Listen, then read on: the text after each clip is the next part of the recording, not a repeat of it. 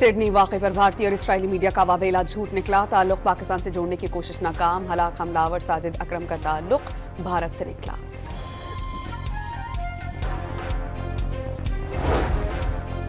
भारतीय सरकार की मुस्लिम दुश्मनी की एक और मिसाल सामने आ गई। बिहार के वज़ीर आला ने तकर्रुरी का लेटर देते हुए मुसलमान खातून डॉक्टर का नकाब खींच लिया।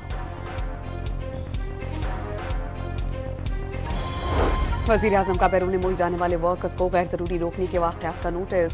वफाक़ी वज़ीर समंदर पार पाकिस्तानियों की सरबराही में कमेटी तश्कील।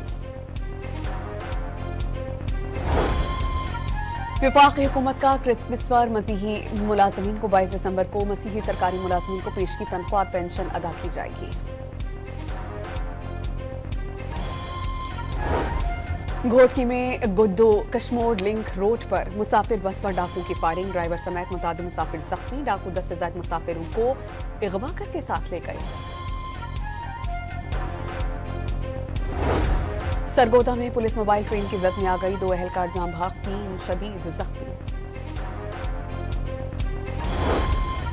कराची में चोरी की वारदातें थम नहीं सकी। नॉर्थ नाज़िमाबाद में गाड़ी DIG ईस्ट के दफ्तर के बाहर से मोटरसाइकिल चोरी। CCTV फुटेज मंजर आम पर।